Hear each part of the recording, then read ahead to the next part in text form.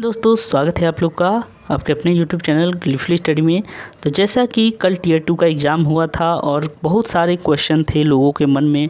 हमने आपसे कहा था कि आपके मन में जो भी क्वेश्चन है UFM रिलेटेड आपको आना है इस वीडियो के सेक्शन में, और यहाँ पर एक वीडियो अपलोड की गई थी। हमने कहा था कि इसमें आप लोग कमेंट करके बताइएगा आपके जो भी प्रॉब्लम है उसका आज सोल्यूशन दिया जाएगा। आज का वीडियो दोस्तों लंबा हो सकता है, लेकिन आप जब इस वीडियो को पूरा देखेंगे समझेंगे तो आपको ये चीज़ पता चलेगा कि किसने क्या गलतियां की हैं और क्या नहीं गलतियां करनी चाहिए। आपको एक सीख मिलेगा, इसीलिए पूरे वीडियो को लास्ट तक ज़रूर देखिएगा। समझ में आपको आएगा UFM का चक्कर क्या होता है। अगर आप पहली बार हैं या फिर आगे आने के वाले एग्ज़ाम की तैयारी करना चाहते हैं तो आपको ये ज़रूर देखना चाहिए। चलिए आपको दिखाता हूँ कैसे कैसे क्वेश्चन पूछे गए हैं, क्या उनका सोल्यूशन हो सकता है। बहुत ही इम्पोर्टेंट ये आज का टॉपिक होगा। चलिए शुरुआत करते हैं आज के टॉपिक से। तो चलिए दोस्तों शुरुआत करते हैं कि आखिर कौन कौन से क्वेश्चन पूछे हैं कमेंट में हमारे व्यूअर ने। और यहाँ पे जितने भी कमेंट आएंगे सब कुछ सीक्वेंस से आएंगे, यानी जो पूछा गया था जैसा यूट्यूब का अपना प्रोसेस है उसके अनुसार ही आएगा। इसमें कोई हम लोग का चेंज नहीं किया गया। देखिए जैसे कि यहाँ पे पहला ही जो कमेंट आ रहा है वो ये यूट्यूब की तरफ से ही सजाया गया है, हमने कुछ नहीं किया। तो चलिए यहाँ पे देखते हैं क्या है। यहाँ पे देखिए इन्होंने कहा है कि सर जी ये डीप है। इन्होंने कहा sir ji thank you so much for your guidance, it was really helpful. तो धन्यवाद दीप जी को, इन्होंने इस चैनल से पढ़ा था सीखा था, इनको बहुत बहुत धन्यवाद। और इनके ये काम आया, इसलिए हम लोगों के लिए भी ये काफ़ी खुशी की बात है। उसके बाद देखिए अगला कमेंट है प्रियांशु तिवारी जी का। इन्होंने कहा है जितना धन्यवाद दे उतना कम है सर आपको। बहुत बहुत धन्यवाद प्रियांशु जी, आप लोगों के सपोर्ट के कारण ही ये सब कुछ हो पाया। चलिए आगे देखते हैं। अगला है आकाश राज जी का। इन्होंने कमेंट किया है I want to thank you from my heart भाई, this was the only channel जिसने मेरी डिस्क्रिप्टिव के लिए इतनी हेल्प की। अगर आप ना होते तो शायद इतना कंटेंट ढूंढने में बहुत सारी प्रॉब्लम होती और बहुत सारे डाउट्स ऐसे ही रह जाते। Thank you for everything, God bless you.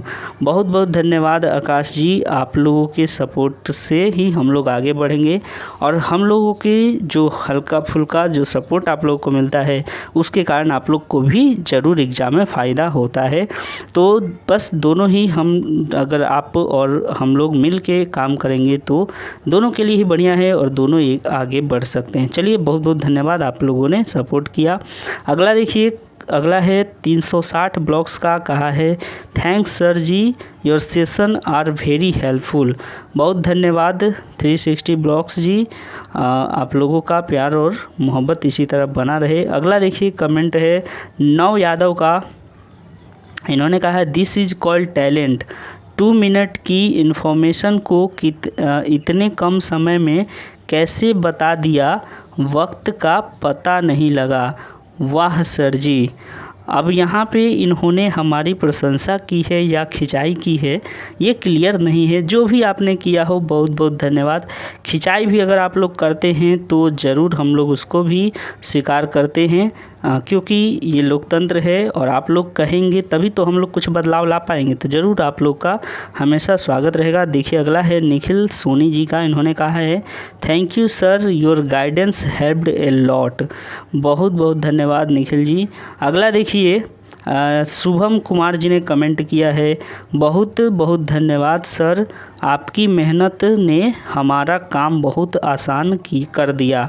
जी हाँ दोस्तों, बहुत बहुत धन्यवाद। आप लोगों ने ये समझा कि हमने मेहनत किया और वास्तव में मेहनत लगता है एक वीडियो को लाने में, इसीलिए आप लोगों का सपोर्ट मिलता रहे, बस यही हम लोगों की इच्छा होती है। चलिए आगे देखते हैं। अगला है निहाल कुमार जी का। इन्होंने कहा है thank you so much sir, your voice is so nice. बहुत बहुत धन्यवाद निहाल जी, आपकी जितने भी आप लोगों से प्रेम मिलता है, आप लोगों का जितना स्नेह मिलता है, बस उसी का ये परिणाम होता है कि हम लोग आगे करने के लिए तत्पर रहते हैं और आगे आप लोग के लिए बहुत कुछ करने का इच्छा जागृत होता है। ठीक है, अब आपने यहाँ पे कहा है कि कट ऑफ प्रेडिक्शन भी कर दीजिएगा अगर आप चाहें। कट ऑफ तो प्रेडिक्ट कर पाना थोड़ा सा मुश्किल होगा, क्योंकि हाँ एक चीज़ आप लोगों को ज़रूर बताऊंगा कि जो 3037 और 3700, ठीक है, 3700-3800 के करीब जो है 2020 में, ठीक है, 2020 वाले एमटीएस में कैंडिडेट सेलेक्ट हुए हैं। तो मुझे जहां तक उम्मीद है कि 90% कैंडिडेट ऐसे होंगे जिन्होंने 2021 वाला भी एग्ज़ाम दिया होगा। तो इसका सोचिए कि अगर इसमें से 3000 बच्चे भी अगले जो एमटीएस 21 में से बाहर हो जाते हैं 3000, तो ये बहुत बड़ी राहत होगी आप लोगों के लिए। यानी कि मेरे हिसाब से, मैं इसको एग्जैक्ट तो नहीं कह सकता, लेकिन जो मैं अनुमान लगा रहा हूँ उसके अनुसार अगर एमटीएस की बात करें तो आप लोगों के 85 से 86 जिनके हैं, ठीक है, यूआर से लेकर ओबीसी वाले, तो इसमें लगभग 90% चांस है कि cut off, final cut off इतना ही जाएगा, क्योंकि 3000 सीट कम नहीं होती है। 3000 बच्चे तो ऐसे ही चले गए, ऊपर से इसमें डबल काउंटिंग हुआ है। ठीक है, डबल काउंटिंग यानी कि एक ही बच्चा जो है वो एमटीएस में भी जा रहा है, सेलेक्ट हो रहा है, एक ही बच्चा हवलदार में भी सेलेक्ट हो रहा है। तो 2 बार काउंट हुआ है एक ही बच्चा। जैसा आपने एनटीपीसी में देखा था, वहाँ डबल काउंटिंग के कारण फिर कट ऑफ जो है डाउन गया था। उसी तरह यहाँ पर भी, हालांकि एनटीपीसी में डबल नहीं था, वहाँ पे कितना 20 गुना कैंडिडेट लिया गया था, लेकिन यहाँ भी तो 11 गुना लिया गया है। तो लेकिन बहुत हद तक चांस है कि इसमें भी कट ऑफ कम जाएगा। ठीक है, तो फिर भी कट ऑफ कुछ कहा नहीं जा सकता, एग्जैक्ट क्या होगा वो नसीब जानता है। और बाकी जो है आप आने वाले समय में देखेंगे। हालांकि आरटीआई लगाया गया है अटेंडेंस को लेकर कि कितना अटेंडेंस अभी तक हुआ है, इसका आरटीआई लगा दिया गया है, आप लोग को टेंशन करने की ज़रूरत नहीं है। चलिए आगे देखते हैं। अगला है वर्षा जी का। Thank you so much sir, आपका पढ़ाया बहुत काम आया, एग्ज़ाम अच्छा गया। बहुत बहुत बधाई वर्षा जी, आपका एग्ज़ाम अच्छा होगा और उम्मीद है आपका सिलेक्शन भी हो जाए। चलिए बहुत बहुत धन्यवाद। आगे बढ़िए। सौरभ मोहंता, ठीक है, sir I use Ranji trophy, will it cause UFM? नहीं, रणजी ट्रॉफ़ी आपने यूज़ किया है, इसमें कोई यूएफएम नहीं है। ठीक है, क्योंकि ये तो आपके टॉपिक में ही था कि वो क्रिकेट टीम का हिस्सा बना है, कैप्टन बना है, तो ये यूएफएम के तहत नहीं आएगा। ठीक है, उम्मीद है कि नहीं आएगा। बाकी एग्जामिनर थोड़ा सा कैसे लेता है उसको देखना होगा, लेकिन उम्मीद है कि नहीं आएगा। ओके, चलिए अगला क्वेश्चन है, अगला जो है कमेंट अंकित सिंह का है। इन्होंने कहा आपके गाइडेंस से सर मैं अच्छा कर पाया, थैंक यू सर। ओके, तो थैंक यू अंकित जी, आप लोगों ने सपोर्ट दिया उसके लिए बहुत बहुत बधाई और बहुत बहुत धन्यवाद। चलिए आगे बढ़ते हैं। उसके बाद नीतीश कुमार ने कहा है कि सर मैंने अथवा का ऑप्शन डी पर लेटर लिखा था। बहुत अच्छा किया आपने और उम्मीद है कि आपने जो भी लिखा हो उसमें अच्छे मार्क्स आपको मिल जाएं। ये कमेंट किसने किया था? नीतीश कुमार ने किया था। क्या जदयू वाले, बिहार वाले? ना, ये बिहार वाले नहीं है, ये अपने दोस्त, अपने फ्रेंड और अपने व्यूअर हैं। ठीक है, चलिए आगे बढ़ते हैं। सुश्री संगीता नायक, ठीक है, सुश्री संगीता नायक जी ने कहा है thank you so much sir, बहुत बहुत धन्यवाद सुश्री संगीता जी। उसके बाद देखिए श्रीजीत शशि जी ने कहा है thank you so much sir, बहुत बहुत बधाई आप लोगों को भी कि आपका एग्ज़ाम अच्छा गया। चलिए आगे देखते हैं। उसके बाद नीरज कुमार तिवारी, इन्होंने कहा है कि प्रेजेंट रेशियो बहुत कम था sir, so please final cut off का वीडियो बनाएं। कुछ रीजन में जो है ऐसा सुनने में आ रहा है कि 98% अटेंडेंस हुआ है, मतलब कुछ रीजन नहीं, कुछ जिस रूम में बच्चे बैठे थे उनकी बात कर रहा हूँ, ऐसा नहीं है कि अभी रीजन का नहीं पता चला। हालांकि रीजन का आरटीआई डाल दिया गया है, आरटीआई जल्द ही उम्मीद है 10 दिनों के अंदर आ जाएगा, तो इससे पता चल जाएगा कितना अटेंडेंस हुआ है। फ़िलहाल जो है थोड़ा सा वेट करिए आप लोग। और कट ऑफ मैंने जैसा बताया कि उम्मीद कर सकते हैं 86-85 के करीब भी है, तो आपके 90% 80% चांसेस हैं। ओके, आगे देखिए। प्रेम गुप्ता ने कहा है कि मैंने 4th नंबर लेटर लिखा था, उसके बाद इन्होंने 100 लिखा है, तो बहुत अच्छी बात है आपने लिखा और वो उम्मीद है कि सही होगा। चलिए गौरव जी ने कमेंट किया है थैंक यू सर, उसके बाद इन्होंने लिखा है कि सर आपकी वीडियो से ही मैं पढ़ा था और अपना बेस्ट देकर आया हूँ, आशा करता हूँ कि अच्छे नंबर, और उसके बाद इन्होंने लिखा अच्छे नंबर आएंगे आपकी वजह से। बहुत बहुत धन्यवाद गौरव जी। ये सब आप लोगों के मेहनत का नतीजा है। हम लोगों ने बस आपको एक रास्ता दिखाया, अब उस पर चलना आपका काम था, मेहनत करना आपका काम था, और जितना सपोर्ट हो पाया हम लोगों ने देने का कोशिश किया। उम्मीद है कि आप लोग इस बार सेलेक्ट होकर ज़रूर हमसे भेंट एक बार करिएगा। इंटरव्यू आप लोगों का लेना है, तो उम्मीद है जल्दी जल्दी आप लोग सिलेक्शन लीजिए और चैनल पर एक बार ज़रूर आइएगा। चलिए अगला है प्रियांशु तिवारी का। इन्होंने कहा है thank you so much sir जी। बहुत बहुत धन्यवाद प्रियांशु जी। उसके बाद देखिए मनोज कुमार ने कहा है thank you very much sir for replying my previous comment.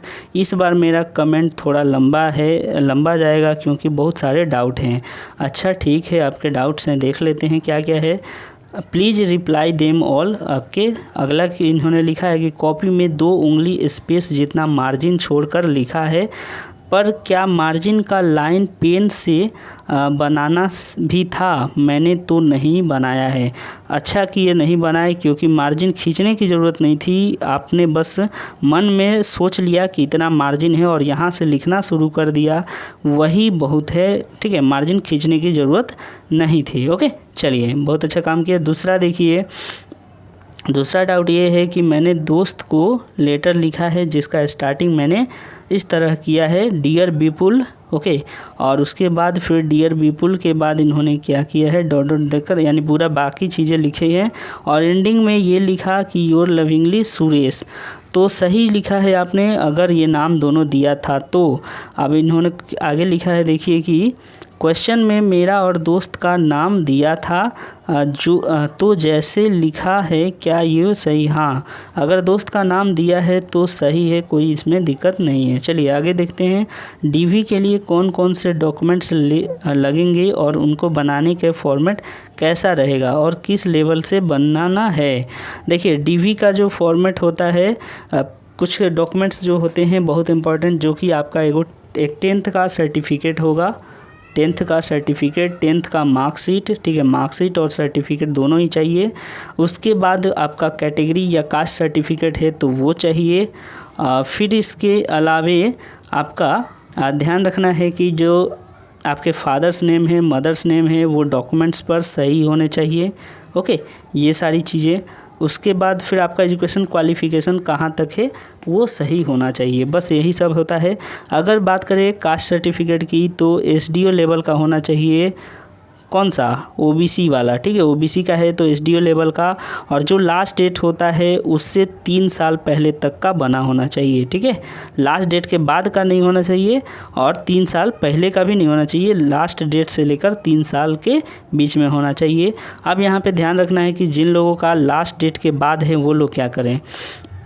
कोई दिक्कत नहीं है, आपको प्रोविजनल मिलेगा। ठीक है, प्रोविजनल का मतलब ये हुआ कि आपके सर्टिफिकेट में उनको हल्का सा डाउट है, वो लोग क्या करेंगे कि आपका पहले चेक करेंगे कि आपने जो ओबीसी सर्टिफिकेट बनवाया है वो क्या एग्ज़ाम के एप्लीकेशन के लास्ट डेट तक, ठीक है, लास्ट डेट तक आपका ओबीसी में आता था या नहीं सेंट्रल का, या फिर उसके बाद ये जोड़ा गया है ओबीसी में। अगर बाद का जोड़ा हुआ तो आपको तो फ़ायदा नहीं मिलेगा, फिर आपको यूआर में डाल दिया जाएगा। लेकिन अगर आप ओबीसी में आते हैं तो उसको वेरीफाई किया जाएगा, डिपार्टमेंट उसको वेरीफाई करता है और तब जाके नेक्स्ट प्रोसेस में आपको क्लियर दिया जाता है। ओके, और बाकी SC ST की बात कर ले, अगर SC ST की कैटेगरी की, तो इनको बनवाना पड़ता है डीएम से।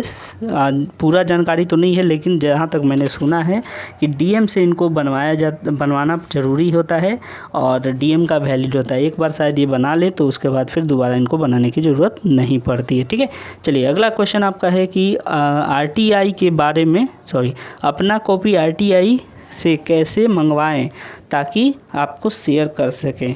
बहुत बहुत धन्यवाद, आपने शेयर करने का सोचा है हम लोगों से, तो ये बहुत अच्छी बात है। RTI कॉपी कैसे मंगवाएं इसके लिए वीडियो ऑलरेडी बना है, हालांकि जब रिज़ल्ट आएगा तो मैं आप लोगों को ये बता दूंगा फिर से कि कैसे आप लोग मंगा सकते हैं, लेकिन रिज़ल्ट का इंतज़ार करना होगा। कोई भी आदमी जो है वो रिज़ल्ट से पहले टीयर 2 का RTI नहीं लगा सकता, ठीक है। रिजल्ट आने के बाद ही आप RTI लगा सकते हैं, तो इसीलिए अभी थोड़ा वेट करना होगा और जैसे ही कुछ खबर आता है आपको इन्फॉर्म कर दिया जाएगा। चलिए अगला देखिए, इनोवेटिव आइडिया ने कहा है थैंक यू सर जी, तो बहुत बहुत धन्यवाद आपको। उसके बाद सयन मंडल ने कहा है कि please clear my doubt about UFM, no space between subject and body of letter, will I get eliminated. तो नहीं, आप एलिमिनेट तो नहीं होंगे। अगर आपने स्पेस नहीं दिया तो आपके मार्क्स कम हो सकते हैं, 1-2 मार्क्स जो है आपके डिडक्ट किए जा सकते हैं, लेकिन आपको ऐसा नहीं है कि 0 दे दिया जाएगा और आपको एलिमिनेट कर दिया जाएगा, ऐसा नहीं होगा, ठीक है। तो टेंशन नहीं लीजिए। चलिए अगला क्वेश्चन देखते हैं आशुतोष चौधरी जी का। सर सेम क्वेश्चन था, I have written tier 2 today. बहुत बहुत धन्यवाद। यानी कि इनका कहना है कि जो हमने टॉपिक करवाया था सेम था, बस उसमें नेम और एड्रेस थोड़ा सा चेंज था, बाकी सब कुछ सेम था। तो बहुत बहुत धन्यवाद, आप लोगों ने वो वीडियो देखा था और देखे होंगे तो ज़रूर अच्छे से लिख कर आए होंगे। चलिए अगला देखते हैं अमित नंदा का। इन्होंने क्या कहा है, इन्होंने कहा है कि सर मेरा एक डाउट था, I wrote the congratulation letter to my friend for being selected as captain of the college cricket team, although it is an informal letter, but I wrote receiver address as it was given in the question। क्या मैं पास हो जाऊंगा? देखिए question में तो बहुत कुछ दिया रहेगा, तो आप सब तो नहीं लिख सकते। तो इनफॉर्मल लेटर में रिसीवर एड्रेस नहीं होता है। अगर आपने लिख दिया है तो आपके 1 से 2 मार्क्स डिडक्ट होंगे और फिर आप जो है क्वालिफाई कर जाएंगे इजीली। इतना मार्क्स उसको छोड़ दें 1-2 मार्क्स, तो बाकी तो आपके मिल जाएंगे मार्क्स, तो उसमें कोई दिक्कत नहीं है, आप पास इजीली हो जाएंगे। अब चलिए आप लोगों को दिखा दूं इनफॉर्मल लेटर का फॉर्मेट कैसा होता है, जो आप लोगों के मन में बार बार क्वेश्चन आ रहे हैं। तो एक बार आपको NCERT का दिखाता हूं कैसा होता है फॉर्मेट। तो दोस्तों ये है NCERT का फॉर्मल और इनफॉर्मल लेटर का फॉर्मेट। इसमें बताया गया है कैसे लिखना चाहिए, क्या नहीं लिखना चाहिए। तो देखिए जैसा कि ये है, यहाँ पे आप देख सकते हैं, ये एग्जाम्पल दिया हुआ है फॉर्मेट ऑफ फॉर्मल लेटर। तो फॉर्मल लेटर में यहाँ पे आप देख सकते हैं लिखा है रितु पटेल मैनेजर। उसके बाद फिर यहाँ तक एड्रेस दिया है। एड्रेस के बाद 1 लाइन का स्पेस देने के बाद यहाँ पे देख सकते हैं कि डेट दिया है। डेट के 1 लाइन स्पेस के बाद रिसीवर एड्रेस दिया हुआ है। अब आप लोग कहेंगे कि यहाँ पे रितु पटेल नाम तो दिया है, तो हम लोग क्यों मना करते थे नाम देने को? तो देखिए नाम इसलिए दिया है क्योंकि यहाँ पर एक पद भी लिखा गया है कि आप किस पोस्ट पर हैं, वो पोस्ट मेंशन है, इसीलिए वहाँ पे नाम दिया गया है। लेकिन आप लोग जो लेटर लिखते हैं, आप लोग कौन से पोस्ट से होकर लिखते हैं? क्या आप CA हैं? क्या आप डॉक्टर हैं? या फिर क्या आप कोई बड़े ऑफिसर हैं? नहीं है ना, तो इसीलिए आपको नाम लिखने की ज़रूरत नहीं पड़ती है। तो केवल आपको सेंडर एड्रेस से ही लिख कर काम चलाना पड़ता है। समझ में आया? ये तो था कि फॉर्मल लेटर का फॉर्मेट जो। अच्छा NCERT को हम लोग क्यों माने, बताइए क्यों माने हम NCERT को? क्या है ये?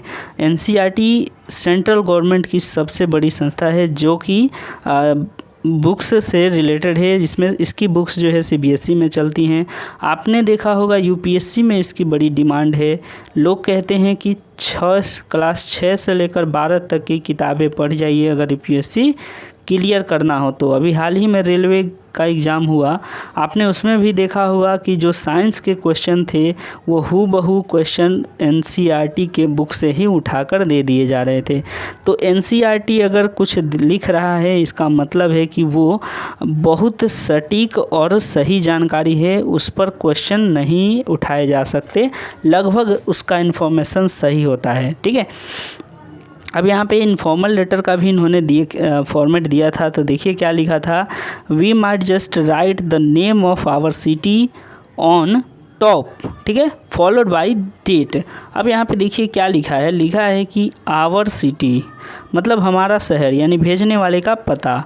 फिर यहाँ पे डेट, अब डेट के बीच में स्पेस नहीं दिया है तो कोई बात नहीं, कहीं कहीं स्पेस मिलता है कहीं नहीं मिलता है। जैसे आपने देखा फॉर्मल में स्पेस था, यहाँ पे नहीं है तो आप नहीं भी दे सकते हैं। तो जो लोग को ये क्वेश्चन कह रहे हैं कि हमने स्पेस नहीं दिया, क्या मार्क्स कट जाएंगे या फिर कम आएंगे या जीरो मिलेगा? जीरो नहीं मिलेगा, हो सकता है कट जाए या फिर ना भी कटे। ओके, तो जैसा आप यहाँ देख पा रहे हैं। फिर उसके बाद देखिए यहाँ पे सब्जेक्ट है क्या, कहीं पे भी तो सब्जेक्ट या फिर रिसीवर एड्रेस कुछ मेंशन नहीं है।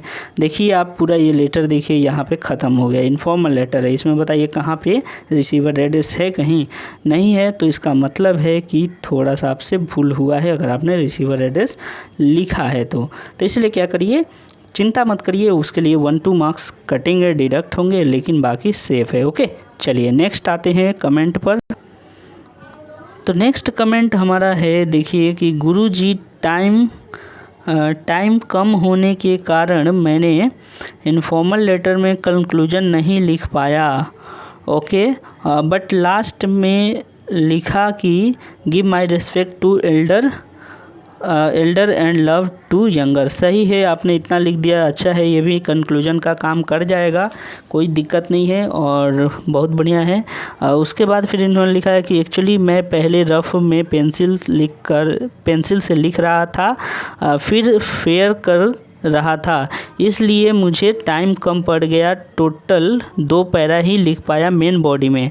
तो थोड़ा सा यहाँ पे आपसे गड़बड़ हुआ, अगर मेन बॉडी पार्ट लंबा नहीं होगा, थोड़ा सा अच्छा नहीं होगा, अट्रैक्टिव नहीं होगा, तो कम से कम आपके मार्क्स जो हैं वो यानी कि देखिए मेन बॉडी पार्ट जो है कम से कम 10 मार्क्स कवर करता है अगर 50 का हो रहा है तो यहाँ पे आपको नुकसान ये होगा कि 2-3 मार्क्स से ही संतोष करना पड़ सकता है। तो चलिए मान लेते हैं बाकी चीज़ें आपने अगर सब सही की हैं तो 25 से 30 मार्क्स उसमें जोड़ लीजिए और 3 से 4 मार्क्स इसमें जोड़ लीजिए, ठीक है। अगर सही हुआ या फिर 3 मार्क्स ही रखते हैं तो 28 से 30 के करीब आपका हो सकता है कि मार्क्स आ जाए। ओके, तो ये चीज़ें आपको नहीं करनी चाहिए थे कि पहले पेंसिल से, इसलिए पहले घर में ही प्रैक्टिस कर लेते। इतनी सारी तो टॉपिक हमने दी थी और इतने सारे सॉल्यूशन कराए थे, तो आप घर में अगर कर लेते प्रैक्टिस तो फिर वहाँ पेंसिल से करने की ज़रूरत नहीं पड़ती। हाउएवर आप जो हैं जो भी करके आए हो प्रॉब्लम नहीं होगी, टेंशन नहीं लीजिए। ओके, चलिए नेक्स्ट आते हैं। सर इनकम टैक्स हवलदार ASI 1 स्टार बनने में कितना ईयर्स लगेगा, एनी आइडिया प्लीज़ बताएं। ASI अगर आपको इंस्पेक्टर बनना है तो इसके पहले आपको ज्वाइन करना पड़ेगा हवलदार में। तो देखिए अभी तो फ़िलहाल मुझे इसकी जानकारी नहीं है क्योंकि कई सारे दोस्त अभी ज्वाइन करने वाले हैं, तो अगर उनसे बात होगी, इंटरव्यू उनका लिया जाएगा तो उस समय आपके क्वेश्चन को ज़रूर पूछा जाएगा, ठीक है। जो लोग ऑलरेडी ज्वाइन, क्योंकि MTS में पहले हवलदार नहीं आता था, हम लोग जो है MTS और बाकी SSC MTS की अगर बात कर लें तो इसमें कभी हवलदार को नहीं जोड़ा गया था। जहाँ तक मुझे याद है मैं 2015 से ही इस सेक्टर से जुड़ा हुआ हूँ, तो मुझे नहीं याद कि कभी MTS के संग हवलदार का भी कोई जिक्र हुआ हो। फ़िलहाल ये पहली बार है तो इसीलिए थोड़ा सा इंतज़ार करिए, जो भी इन्फॉर्मेशन आएगा आप तक ज़रूर पहुँचाई जाएगी। चलिए आगे बढ़ते हैं। दीप जी ने यहाँ पे कमेंट किया है, छोटे भाई को जो एडवाइस देना था बैड कंपनी रिलेटेड, उसमें इस तरह लिखा कि उसने मैट्रिकुलेशन पास कर लिया और अब कॉलेज में एडमिशन लेगा तो वहाँ पर बैड कंपनी मिला तो क्या होगा, अच्छा कंपनी मिला तो क्या होगा, इससे कुछ करके ऐसा कुछ करके लिखा हूँ, होप सही है। तो अगर आपने लिखा है छोटे भाई को कि अच्छे लोगों के संग रहने से क्या फ़ायदा है, बुरे लोगों से रहने का क्या फ़ायदा है, तो आपका इसमें कोई गलत नहीं है, लेकिन थोड़ा सा ध्यान रखना है कि जब आपसे पूछा है केवल बुराई के बारे में बताइए तो बुराई ही ऐड करिए कि बुरे लोगों के संग रहोगे तो क्या नुकसान है। हालांकि कंक्लूजन में आपने लिख सकते थे कि देखो अच्छाई जो है अच्छाई के राह पर चलने वालों का हमेशा जीत होता है, इस तरह से कंक्लूजन में लिख सकते थे, लेकिन मेन बॉडी पार्ट में आपको केवल बुराई पर ही लिखना था। कोई दिक्कत नहीं है, चलिए सही ही होगा। ओके, नेक्स्ट आते हैं। अगला देखिए क्वेश्चन है शुभजीत दास का, मैंने पूरी एड्रेस पे क्वेश्चन में जो एड्रेस था वही लिखा, बट लेटर की अंदर लिखा कि I heard from mister X that your friend Y has involve in some bad company. Okay, इस वजह से क्या मुझे यूएफएम लग सकता है? प्लीज़ रिप्लाई देना सर, बहुत टेंशन है। देखिए, आपने एक गलती यहाँ पे की है, मिस्टर एक्स लिखकर मिस्टर वाई लिखकर। ये नहीं लिखना था, क्योंकि आपने भी देखा होगा जब हम लोग वीडियो बनाते थे तो उसमें कहते थे कि XYZ या फिर हिंदी में जो लोग क ख ग लिखते हैं तो इन सब पर भी यूएफएम का ख़तरा रहता है। आपको बता दें कि CGL के एग्ज़ाम में ऐसा हुआ था, जिसमें कि बच्चे एग्जामिनेशन हॉल लिख कर आए थे तो उनके मार्क्स कट गए थे या फिर 0 मिल गया था। ठीक है, एग्जामिनेशन हॉल, तो एग्जामिनेशन हॉल को जब वो यूएफएम के तहत काउंट कर सकता है तो फिर तो आपने यहाँ पे इमेजिनरी नाम ही यूज कर लिया है।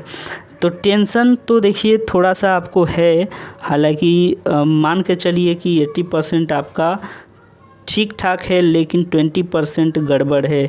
तो 20% में अब एग्ज़ामिनर अच्छा हुआ तो कोई दिक्कत नहीं, अगर एग्ज़ामिनर अच्छा नहीं हुआ तो फिर प्रॉब्लम हो सकती है। ठीक है, तो कोई बात नहीं, टेंशन नहीं लीजिए, उम्मीद आप पॉजिटिव रहिए, शायद सब ठीक होगा। चलिए आगे बढ़ते हैं। अगला देखिए, गौरव कुमार जी का यहाँ पे कमेंट है, सर मैंने फॉर्मेट अच्छे से लिखा और इंट्रो और कंक्लूजन अच्छा है, बॉडी भी ठीक ठाक है, ठीक लिखा, पर थोड़ा अच्छे से एक्सप्लेन नहीं कर पाया, और फिर कम से कम 25 मार्क्स तक मिल जाएंगे सर, प्लीज़ रिप्लाई। ज़रूर मिल जाएंगे, अगर आपने मेन बॉडी पार्ट को छोड़ के बाकी सब लिखा भी होगा, अगर अच्छे से लिखा होगा तो 30+ तो आपको उन्हीं सब में मिल गए, और मेन बॉडी पार्ट में थोड़ा बहुत समझा देंगे तो इसमें भी 4-5 नंबर मिल सकते हैं।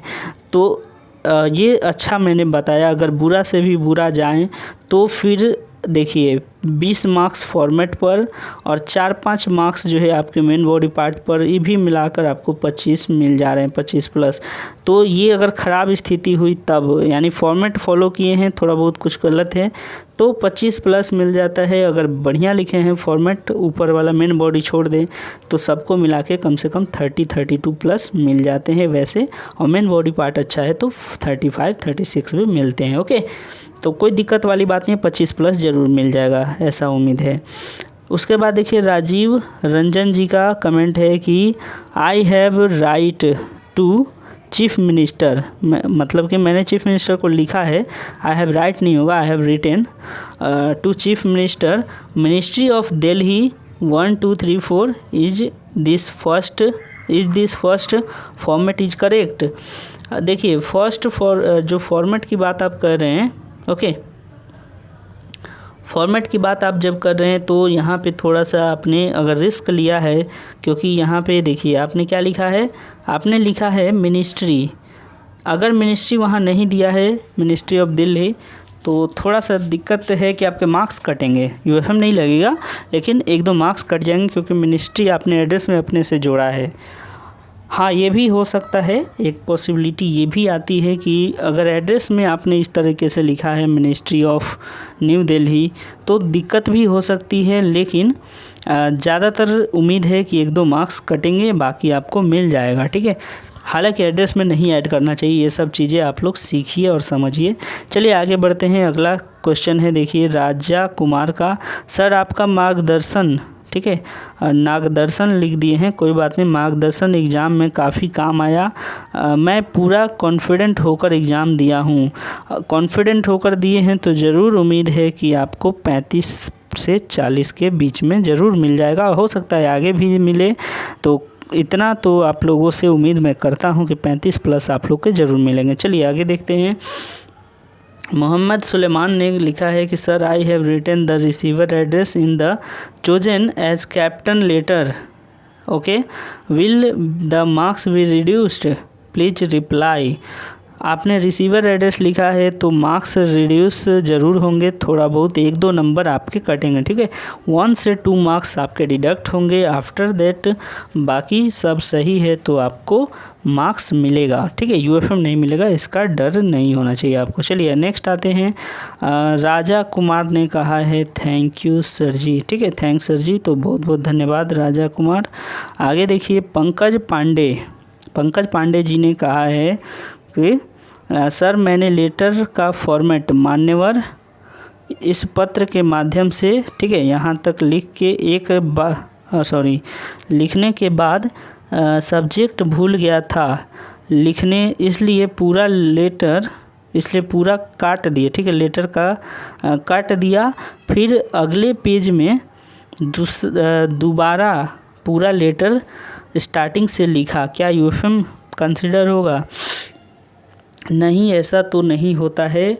एक और कैंडिडेट ने पिछली बार इसी तरह का गलती किया था, लेकिन नसीब का भी खेल होता है, उसके नसीब में था तो वो पास हो गया।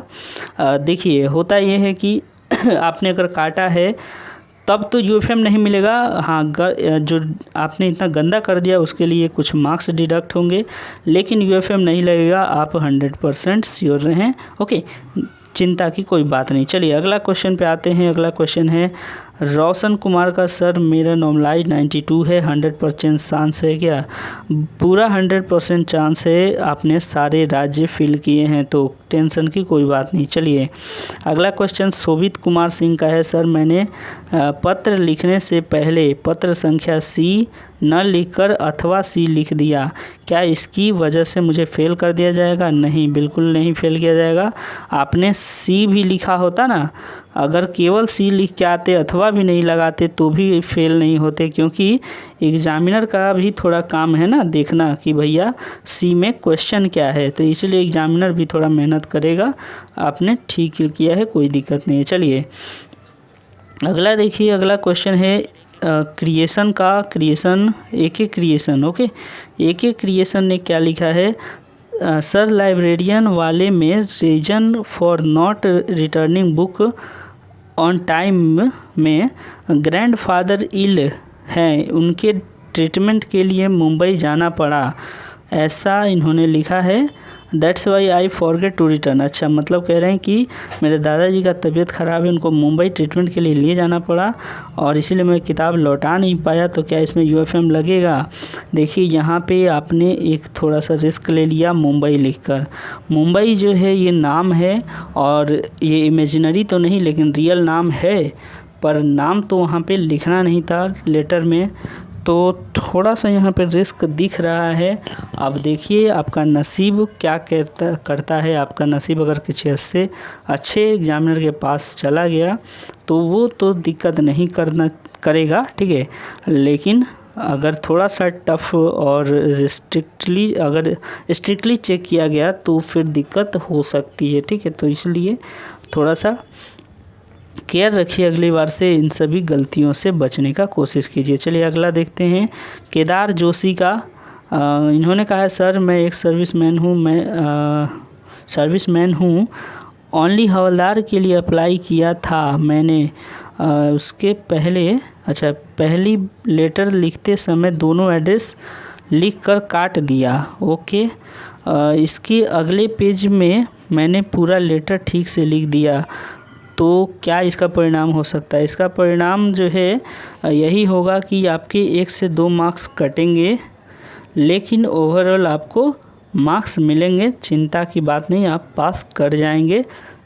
ओके, तो चिंता की कोई बात नहीं है, टेंशन नहीं लीजिए। चलिए आगे देखते हैं। अगला क्वेश्चन है सुमन भौमिक का, सर हम गलती से इनफॉर्मल लेटर में सब्जेक्ट लिख दिया था, भाई को लेटर लिखा था, क्या इससे नंबर कटेंगे? बहुत टेंशन में हूँ। नंबर कटेंगे पर ज़्यादा नहीं, ठीक है, 1-2 मार्क्स कटेंगे आपके, लेकिन चिंता की बात नहीं है, ये बस क्वालिफाइंग है तो आपके हो जाएंगे, टेंशन नहीं लीजिए। अगला देखिए, स्माइल प्लीज और दिल्ली में असुविधा के मुख्यमंत्री के लिए लिखा दीजिए सर प्लीज़। अच्छा, कहना चाह रहे हैं कि हम लोग इनको सॉल्यूशन प्रोवाइड करवाएं कि यातायात को लेकर मुख्यमंत्री को पत्र कैसे लिखा जाता है। तो देखिए अभी इसको लिखवाने का कोई फ़ायदा नहीं है, अगला एग्ज़ाम जब आपका आएगा डिस्क्रिप्टिव का, तो उससे पहले ज़रूर कोशिश किया जाएगा कि इन सब टॉपिक पर करवा दिया जाए, अगर आप लोग सपोर्ट करेंगे तो। अगर आप लोग सपोर्ट नहीं करते हैं तो फिर मेहनत करने में भी अच्छा नहीं लगता है। फिर भी उम्मीद है कि नेक्स्ट एग्ज़ाम तक हो जाएगा। ठीक है, चलिए अब आते हैं। पीके जी ने कहा है सही है सर यही था। बहुत बहुत धन्यवाद पीके जी।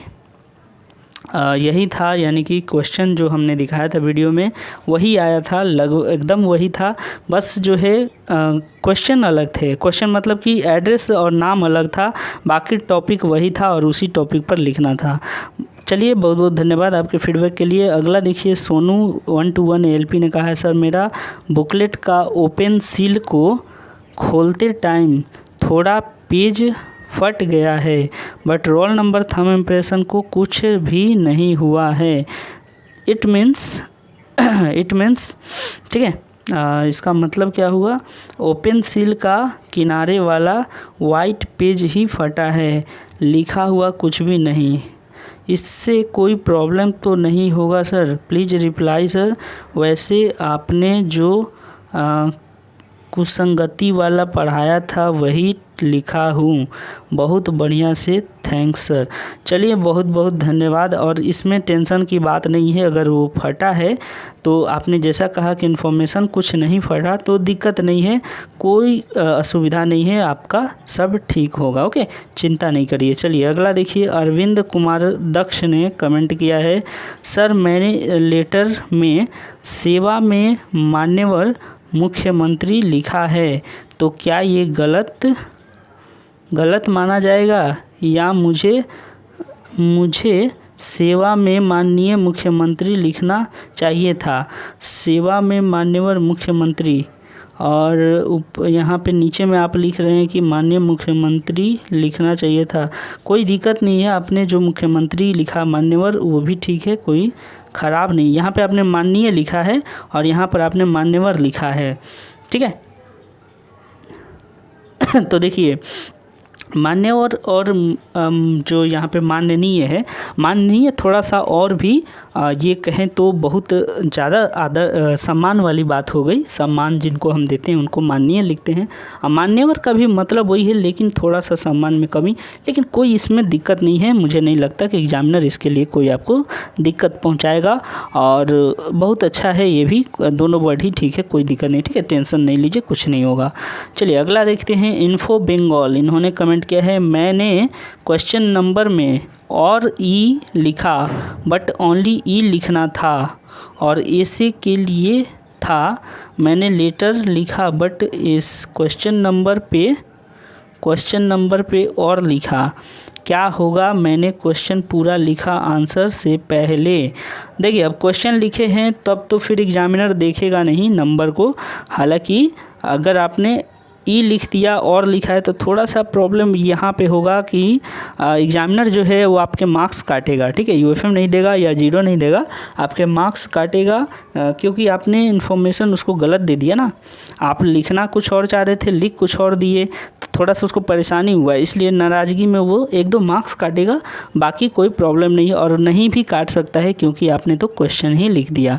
तो अगर डायरेक्ट उसका ध्यान क्वेश्चन पे जाता है तब तो कोई दिक्कत नहीं है, और अगर नहीं जाता है तो फिर थोड़ा सा 1-2 मार्क्स का आपको नुकसान होगा, और कोई बात नहीं। ओके, चलिए when we expect the result. अच्छा, MSM मनी इन्होंने पूछा है कि रिज़ल्ट कब तक आ सकता है, तो रिज़ल्ट जो है वो 1.5 से 2 महीने, ठीक है। अभी SSC जो है काफ़ी फास्ट चल रही है, तो 1.5 मंथ से लेकर 2 मंथ्स के बीच में, या फिर ज़्यादा से ज़्यादा डिले हो तो 2.5 मंथ जो है हो सकता है, इससे ज़्यादा डिले नहीं होना चाहिए, उम्मीद है। हालांकि हम लोग RTI अप्लाई किए हैं, और जैसे ही कुछ अटेंडेंस का पता चलता है तो उसके अकॉर्डिंग पता चलने लगेगा। ये भी एक आइडिया लगाया जा सकता है कि रिज़ल्ट कब तक आएगा। ज़्यादा अटेंडेंस होगा तो रिज़ल्ट थोड़ा डिले होगा, अगर अटेंडेंस कम होता है तो रिज़ल्ट जल्दी आएगा। समझ में आया? चलिए उसके बाद देखिए नीतीश कुमार ने फिर लिखा है कि सभी क्वेश्चन सही है सर, बहुत बहुत धन्यवाद। यानी कि जितने भी टॉपिक हमने यहाँ पे लिखे थे इस क्वेश्चन में, वीडियो में बताए हैं, वो सब कुछ सही है, सब सही है, इन्होंने कंफर्म किया है। बहुत बहुत धन्यवाद नीतीश जी। चलिए अगला क्वेश्चन देखिए, टेक्निकल हेल्पर, इनका कहना है कि सर ये एक बार पीडब्ल्यूडी कैंडिडेट का सिलेक्शन कैसे होगा, पीडब्ल्यूडी की सभी कैटेगरी कट ऑफ क्या होगा और कितनी वैकेंसी है इसके बारे में बताइए। देखिए, आपने कहा है पीडब्ल्यूडी का कैंडिडेट का सिलेक्शन, पीडब्ल्यूडी कैंडिडेट को भी एमटीएस देना था, यानी टीयर 2 का एग्ज़ाम देना था। अब टीयर 2 का एग्ज़ाम जिन्होंने दिया है, ओके, जिन्होंने टीयर 2 का एग्ज़ाम दिया है, इसके बाद उनका डीवी होगा। हवलदार में हैं तो हवलदार में भी उनको फिजिकल तो नहीं होगा, बस उनका डायरेक्ट डीवी का है। तो इसका जो कट ऑफ है प्रीवियस ईयर का वो बताया गया है चैनल पर। तो आप 2020 वाली ज़रूर वीडियो प्लेलिस्ट देख लीजिएगा। 2020 वाली प्लेलिस्ट में कट ऑफ के बारे में बताया गया है कि कितना कट ऑफ गया था प्रत्येक कैटेगरी का, ओके। और बाकी जो है, अगर आपको जानना है वैकेंसी कितनी है तो वैकेंसी का भी एक चार्ट भी दिखाया गया था लेटेस्ट वीडियो में, यानी कि 2021 वाला इन्फॉर्मेशन में, ओके। तो ये देख लीजिएगा 2021 वाला, और उसके बाद फिर आप देख सकते हैं ऑफिशियल वेबसाइट पे भी, ओके। चलिए नेक्स्ट आते हैं गुप्ता गरिमा, ठीक है। गुप्ता गरिमा जी ने कमेंट किया है कि सर यातायात व्यवस्था के कारण होने वाली कठिनाइयों के लिए था पत्र, ट्रैफिक मेंशन नहीं था। ओ अच्छा, ट्रैफिक मेंशन नहीं था। इन्होंने कहा बहुत बहुत धन्यवाद आपका गरिमा जी, आपने बताया, बहुत बहुत धन्यवाद। हम लोग चलिए उसको हटा देंगे अगर ट्रैफिक से रिलेटेड नहीं था। हाँ, इन्होंने कहा कि यातायात में कठिनाइयाँ हो रही हैं, उसको लेकर मुख्यमंत्री को पत्र लिखना था। तो ठीक है, ट्रैफिक नहीं था तो ट्रैफिक वाला हटा दीजिएगा, ओके। जितनी आप लोग इन्फॉर्मेशन देते हैं उसके अकॉर्डिंग ही हम लोग यहाँ पे लिखते हैं, तो इसीलिए आपने ये बताया, ठीक है। हम लोग इसको वेरीफाई करके उसमें चेंज कर देंगे, ओके। चलिए अगला क्वेश्चन देखिए। सर अगर वर्ड कटिंग हुआ है तो मार्क्स कटेगा क्या? नहीं, हाँ, मार्क्स तो ज़रूर कटेगा अगर आपने यहाँ पे कुछ कर दिया गलत, ठीक है, और गलत करके काट दिए तो उसको गंदा लगेगा, तो उसके लिए कुछ मार्क्स कटेंगे, लेकिन ज़्यादा नहीं। चिंता की बात नहीं है कि आपको बहुत ज़्यादा मार्क्स कटेंगे, वैसा कुछ नहीं है, एक आध मार्क्स ज़रूर कट जाते हैं, ठीक है। देखिए आगे देखिए। नंदन कुमार पंडित ने कहा है कि सर हमको डाउट है कि सेंडर के नेम के प्लेस पर रिसीवर का नेम और vice versa. Sir please reply, क्या मेरा यूएफएम हो जाएगा? देखिए, अब यहाँ पे आपको झूठी दिलासा देना भी सही नहीं है और आपसे कुछ छुपाना भी सही नहीं है। इसमें बहुत ज़्यादा हद तक चांस है कि यूएफएम लग जाए, क्योंकि आपने बहुत भयानक गलती कर दी है। सेंडर और रिसीवर ये दोनों अलग अलग होते हैं, दोनों का नाम अलग था, तो आपको ध्यान से लिखना चाहिए था। अब देखिए, इसमें दो कंडीशन आएंगे कि एक तो पहला बनता है यूएफएम जिसमें 0 बनता है, ठीक है, पूरा ही गलत है आपका यहाँ पे। और दूसरा बनता है कि अगर वो एग्जामिनर थोड़ा सा कृपा कर दे, ठीक है, कृपा कर दे, तो करना है कि आपको थोड़ा सा वो मार्क्स जो है काट के दे सकता है, अच्छा नंबर यानी पास कर सकता है। तो अब आप यूएफएम के डर से जो है थोड़ा सा अपने आप को ये समझ के चलिए कि एग्ज़ामिनर आपका भला हो, ये प्रार्थना करिएगा भगवान से कि आपका एग्ज़ामिनर अच्छा हो, तो ज़रूर वो आपको उतना मार्क्स दे देगा या फिर उसको मार्क्स डिडक्ट करके दे देगा, ठीक है। तो ये चीज़ आप लोग थोड़ा सा सावधान होकर लिखा करिए। होता है गड़बड़ी में गड़बड़ी होता है, समझता हूँ, लेकिन थोड़ा सावधान होकर लिखना पड़ेगा, ओके। और अगर मान लेते हैं आपका कॉपी आता है आरटीआई का तो ज़रूर शेयर करिएगा, ताकि बच्चों को इस तरह की गलतियों से अवगत कराया जाए। उम्मीद है आप दूसरों की मदद के लिए आगे ज़रूर आएंगे। चलिए आते हैं, उम्मीद आपका भी रहेगा कि अच्छा हो, पॉजिटिव रिजल्ट आए आपका, कोई ख़राब ना हो, यूएफएम ना लगे, ओके। चलिए नेक्स्ट देखिए क्वेश्चन है अजीत कुमार का। सर राइटिंग अच्छा नहीं हुआ पर ठीक ठाक लिख दिया हूँ, पासिंग मार्क्स आ जाएंगे? हाँ, ज़रूर पासिंग मार्क्स आ जाएंगे। अगर फॉर्मेट में कुछ गलती नहीं है तो आपको नंबर मिल जाता है, इसमें टेंशन की बात नहीं है, काफ़ी इजी एग्ज़ाम होता है। अगला देखिए अमित गुप्ता का है। उन्होंने कहा है कि सर डेट नहीं लिखा इनफॉर्मल में, कितने मार्क्स कटेंगे या सीधे 0? ना 0 क्यों मिलेगा? आप ऐसा थोड़ी है कोई बम फेंक के आ गए हैं कि आपको 0 दे देगा। क्वालिफाई होगा या नहीं, और इनफॉर्मल में रिसीवर एड्रेस रिसीवर एड्रेस था या नहीं, नहीं लिखना है, लिखा है। ओके, नहीं लिखा है तो कोई दिक्कत नहीं है, अच्छी बात है, नहीं लिखना था। लेकिन अगर आपने डेट नहीं लिखा तो 1-2 नंबर कटेंगे, ठीक है, 0 नहीं मिलेगा आपको, चिंता वाली बात नहीं है। इसके बाद देखिए चेतन आनंद ने थैंक्स कहा है, बहुत बहुत धन्यवाद चेतन जी। चलिए आगे बढ़ते हैं। विश्वजीत भारती, यहाँ पे विश्वजीत भारती ने कहा है कि सर मैंने पुस्तकालय अध्यक्ष से विलम्ब शुल्क माफ़ी के लिए लिखा था, लेकिन मैंने उसमें लिख दिया डेंगू हुआ था जिससे पुस्तक लौटा नहीं पाया। बीमारी का नाम लिखना, यहाँ पे इन्होंने कहा है कि बीमारी का नाम लिखने पर यूएफएम लगेगा क्या सर? नहीं, ऐसा बात नहीं है, बीमारी का नाम नहीं, ये किसी इंसान से, किसी जगह से जुड़ा हुआ नाम थोड़ा रहता है तो रिस्क रहता है, ठीक है।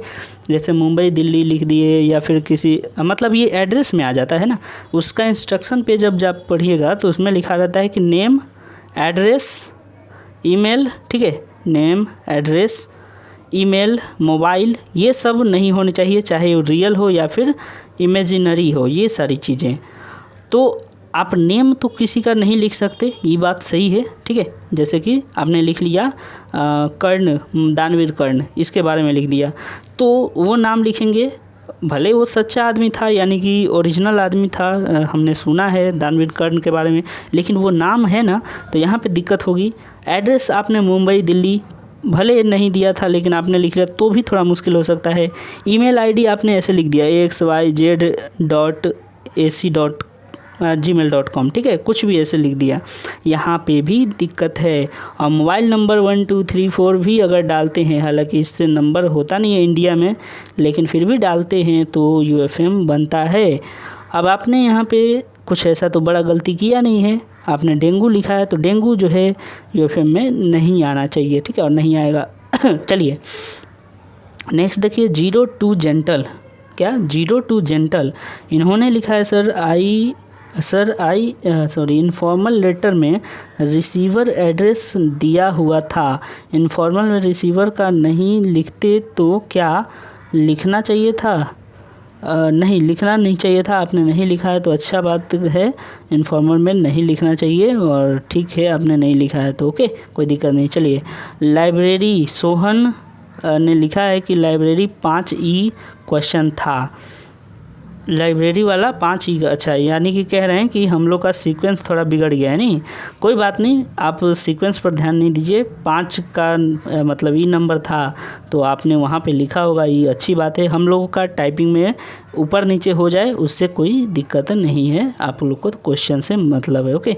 अब देखिए सचिन उपाध्याय ने लिखा है कि सर चीफ मिनिस्टर दिल्ली को यातायात की अव्यवस्था पर लेटर था, मैंने एड्रेस करते हुए प्रॉपर फॉर्मेट फॉलो करते हुए राज्य की बस सेवा में अव्यवस्था को बताते हुए लिखा है, ठीक है या नहीं? हाँ बिल्कुल ठीक है, आपने अव्यवस्था से जुड़ी हुई, यानी यातायात में कुछ अव्यवस्था है उससे जुड़ी हुई टॉपिक पे लिखा है तो वो बिल्कुल ठीक है, कोई उसमें इशू नहीं है, ठीक है। चलिए बहुत बहुत धन्यवाद। आगे देखिए, उसके बाद आगे अगर हम बात करें, अच्छा सॉरी, देखिए इन्होंने कहा है वीडियो सॉन्ग सर जी नंबर मिल जाएगा 30+। अब 30+ मिलेगा कि नहीं ये आपके कंटेंट और फॉर्मेट पे डिपेंड करेगा, तो अगर आपने अच्छा लिखा है तो 30+ ईजिली मिल जाते हैं। और इस चैनल से आपने तैयारी की होगी, आपने फॉलो किया होगा 1-2 महीने पहले से, तो ज़रूर उम्मीद है कि आपको 35+ भी मिल सकते हैं, ठीक है। आप देखिएगा बहुत सारे ऐसे कैंडिडेट थे जो हमारे चैनल से लगातार, पिछली साल की बात कर रहा हूँ 2020 में जो Tier 2 हुआ था, उसमें 2020 वाले में लगभग 1 महीने पहले हम लोगों ने तैयारी करवाना शुरू किया, और जैसे जैसे कैंडिडेट जुड़ते गए सब ने एग्ज़ाम दे कर आए तो सब ने लगभग कहा कि मेरा 30+, 35+, इसी तरह से मार्क्स 35+ वाले तो भरे पड़े थे हम लोग के ग्रुप में। तो इस तरीके से बहुत अच्छा रिज़ल्ट पिछला बार हुआ था, इस बार भी उम्मीद है कि अच्छा रिज़ल्ट होगा, ठीक है।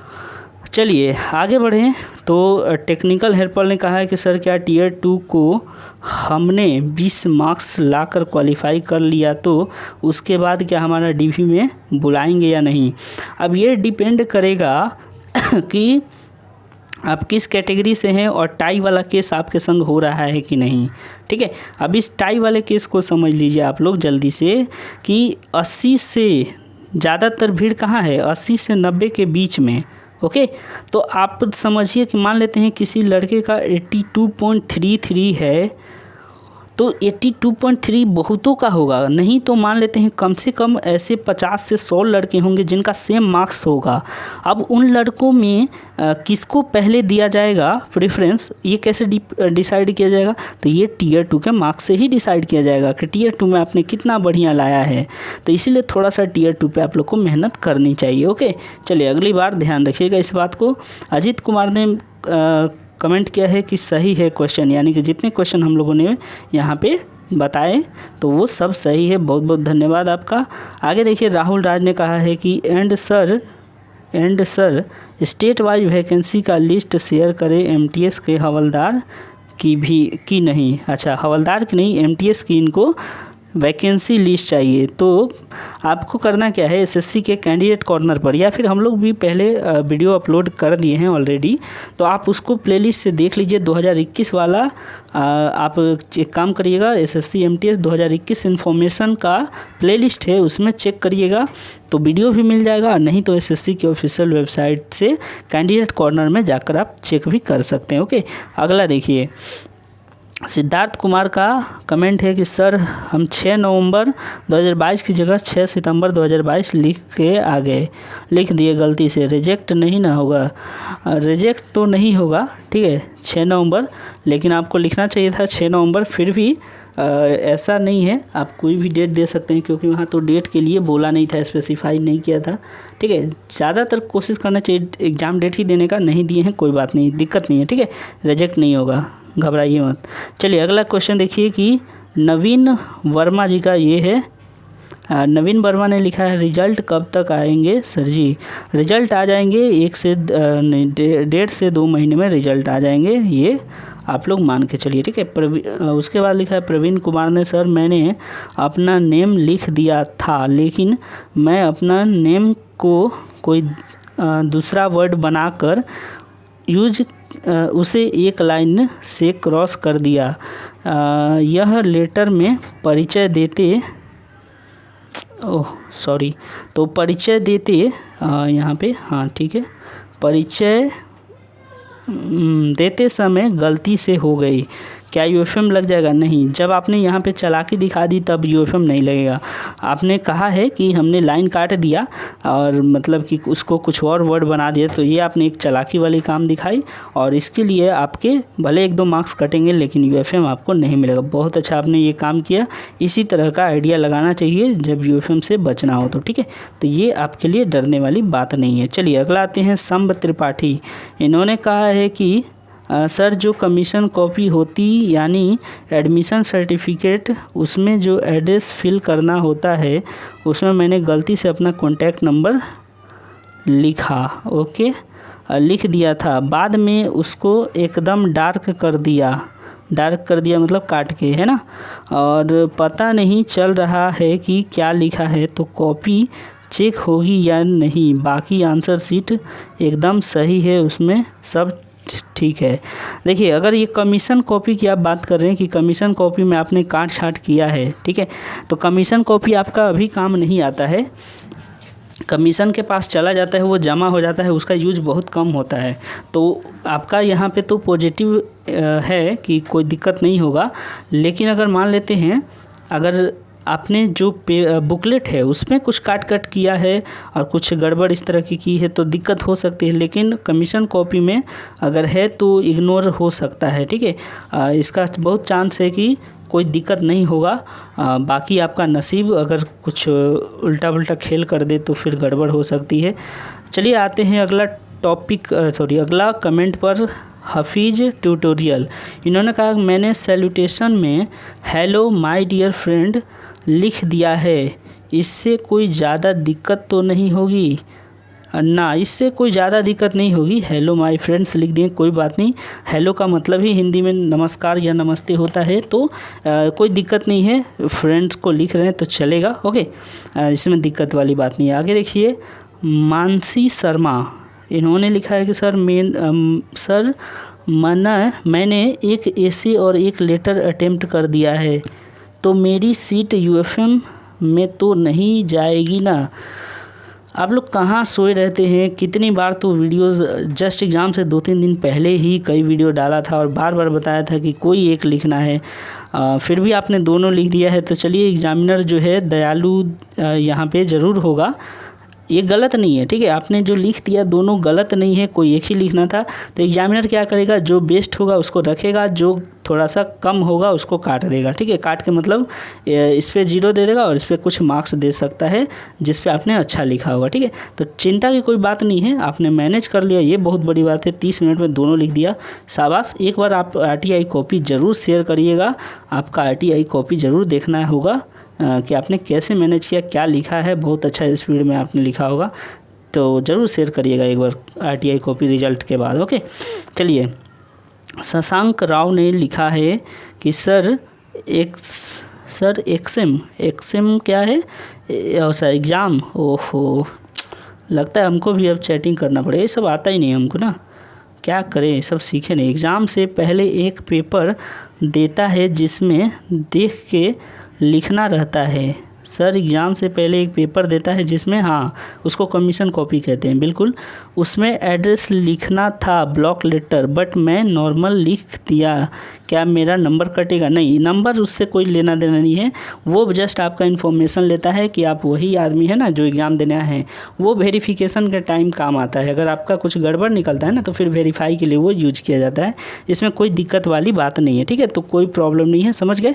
चलिए आगे आते हैं। राहुल राज, इन्होंने कहा है कि हेलो सर, मैंने इंट्रो में क्या लिखा हूँ, क्या लिखे हैं कि मैं राजू सेक्टर 12 रोहिणी का निवासी हूँ, इससे कोई दिक्कत होगा क्या? एंड यूएफएम वगैरह का कोई पंगा भी होगा, बताएं। नहीं, अगर नाम दिया है राजू और आपने लिखा है तो कोई पंगा नहीं। आपने तो अच्छा चीज़ लिखा है कि मैं राजू सेक्टर का यहाँ का निवासी हूँ, बहुत अच्छा आपने लिखा। इंट्रोडक्शन ऐसे ही लिखा जाता है, कोई दिक्कत वाली बात नहीं है। ओके, चलिए भाई, कोई प्लीज़ बता दे मैंने, अच्छा, ये विशाल रॉक्स ने लिखा है कि कोई बता दे कि मैंने पुस्तकालय अध्यक्ष की जगह लाइब्रेरियन का यूज कर दिया था, तो यूएफएम लग जाएगा? नहीं, यूएफएम नहीं लगेगा, लाइब्रेरियन अगर हिंदी में लिखे हैं तो। ओके, जैसे अभी आपने लाइब्रेरियन हिंदी लिखा है, अगर वहाँ पर भी हिंदी लिखे हैं कोई दिक्कत नहीं है, वो समझ जाएगा, ठीक है। यानी कि जो एग्जामिनर है वो आपकी भावनाओं को समझ जाएगा और कोई दिक्कत नहीं होगा, ठीक है। चलिए आगे बढ़ते हैं। अजीत कुमार ने लिखा है कि सर हमने तुम्हारा भाई यानी कि अग्रज सुनील लिखा है, इससे कोई प्रॉब्लम तो नहीं होगी? नहीं, बिल्कुल नहीं होगी।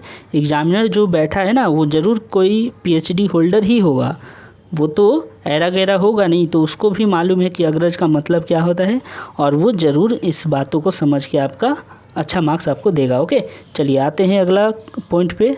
आज का वीडियो काफ़ी लंबा हो रहा है, लगभग 1 घंटा होने वाला है। कोई बात नहीं, सारे लोगों का जवाब आज देकर ही जाऊँगा।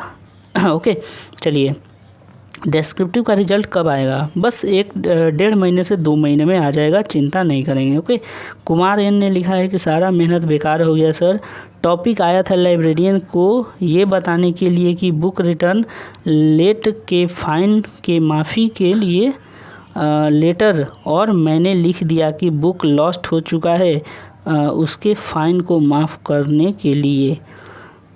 अच्छा, बुक लॉस्ट हो चुका है आपने लिख दिया और फ़ाइन जो है उसको माफ़ करें, तो ठीक है। एक थोड़ा सा यहाँ पे आपका मेन बॉडी पार्ट में गलत हो गया, बेकार नहीं गया मेहनत, बाकी पार्ट तो आपके सही है ना। तो मेन बॉडी पार्ट में कुछ मार्क्स कटेंगे, लेकिन बाकी आप सेफ मार्क्स पा लेंगे, ऐसा मुझे उम्मीद है, ठीक है।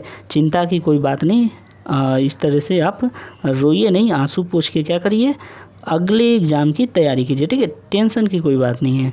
और अगर कुछ होता है तो आप RTI कॉपी ज़रूर मंगाकर हम लोग से शेयर करिएगा, हम लोग भी देखेंगे कि आखिर किस तरह से क्या काटा है। ओके, हालांकि नहीं कुछ कटने का उम्मीद है।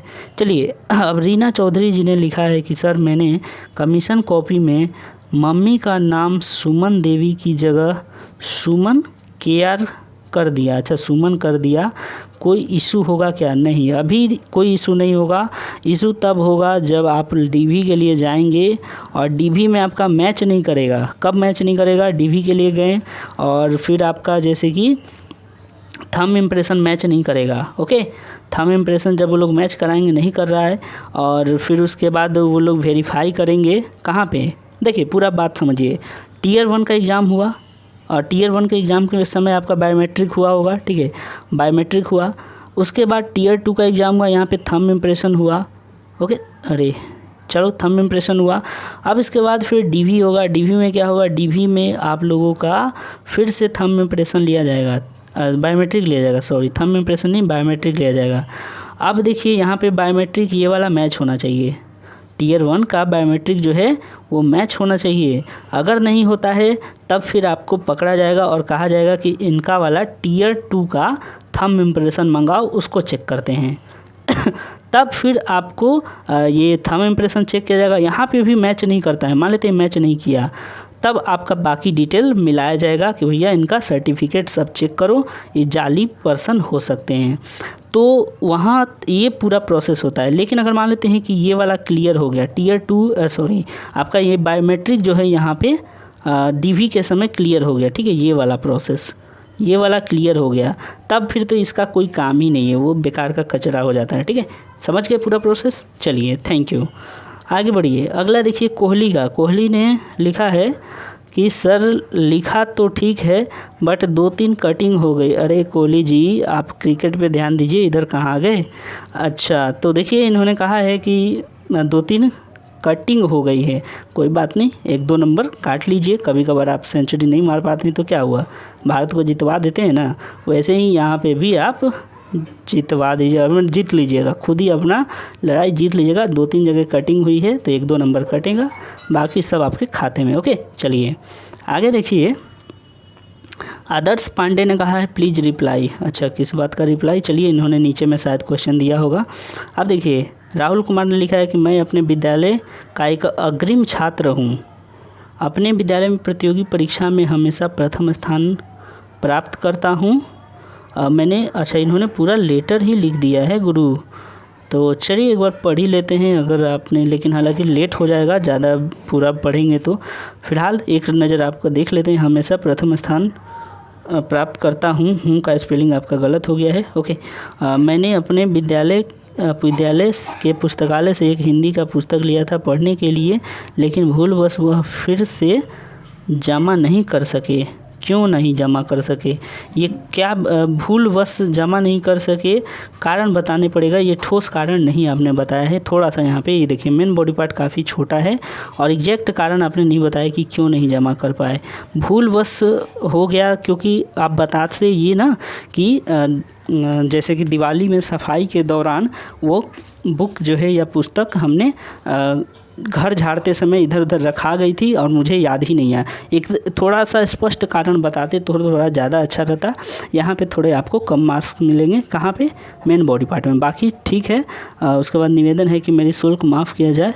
मेरी शुल्क नहीं, शुल्क ये नहीं था, ये कौन सा शुल्क है? अच्छा, फ़ाइन था ना, हाँ ठीक है। मेरे शुल्क माफ़ किया जाए, इसके लिए मैं सदा आभारी रहूँगा। नहीं, यहाँ देखिए मेन बॉडी पार्ट में आपने काफ़ी कुछ कमी लिखा है।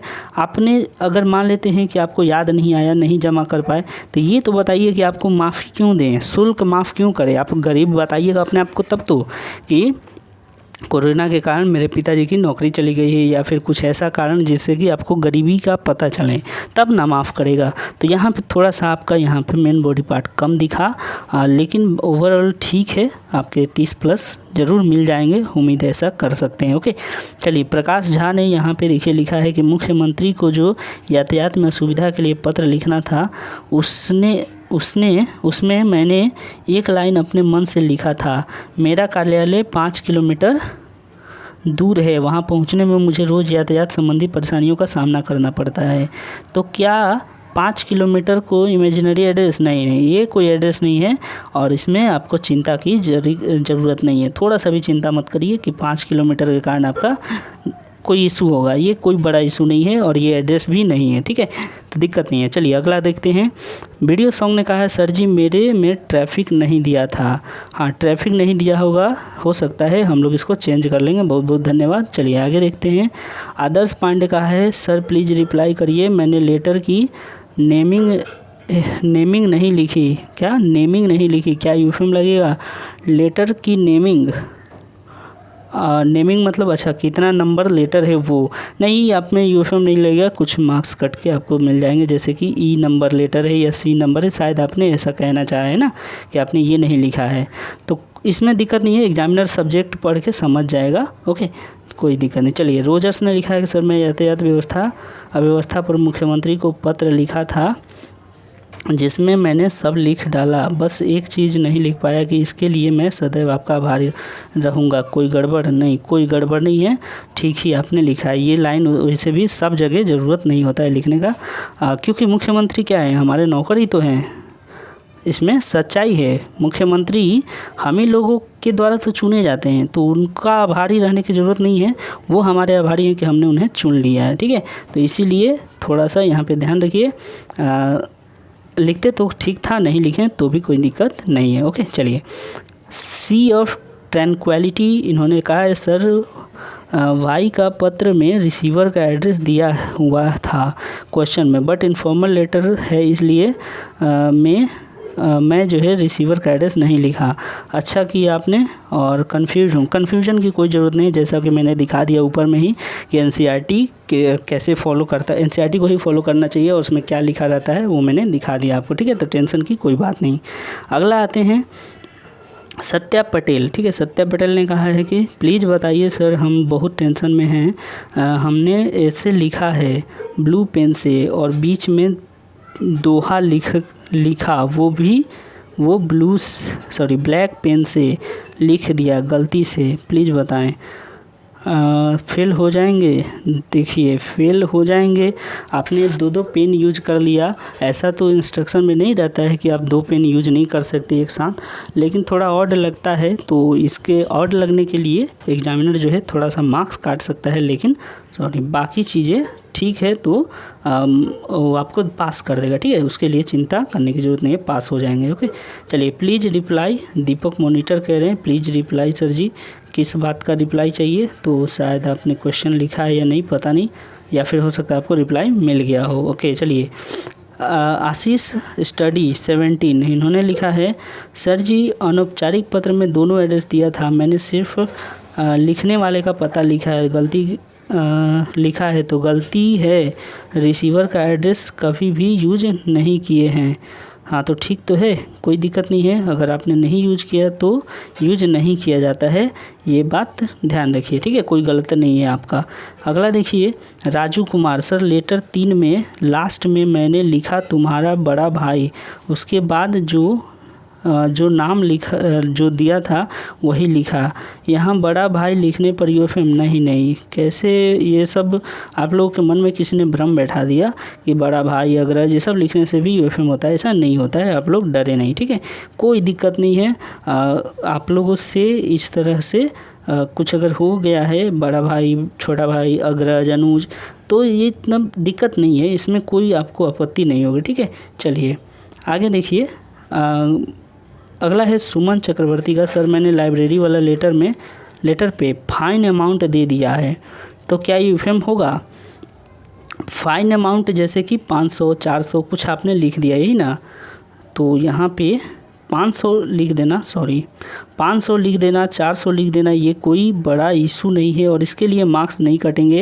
एग्जाम्पल के तौर पे अगर आपको बता दूं तो मान लेते हैं नोटबंदी पर आता कि अपने दोस्त को नोटबंदी के बारे में बताओ, इसके क्या नुकसान और फ़ायदे हैं, तो फिर आपको तो 500 और 1000 लिखना पड़ता, तो ये यूएफएम नहीं आएगा, इसमें कोई ना तो नाम है और ना ही कोई एड्रेस है, ठीक है, तो ये यूएफएम नहीं आएगा। चलिए आगे देखते हैं। सर आरटीआई कॉपी में थंब इम्प्रेशन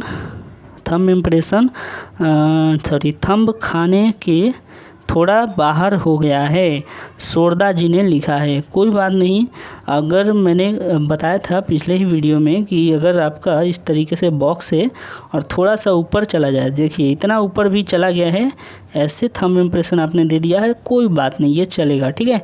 और इसमें दिक्कत नहीं है, एग्जामिनर समझ जाएगा, ठीक है, घबराने की बात नहीं। चलिए, रोहित यादव ने लिखा है कि लेटर में एड्रेस नहीं दिया था क्या?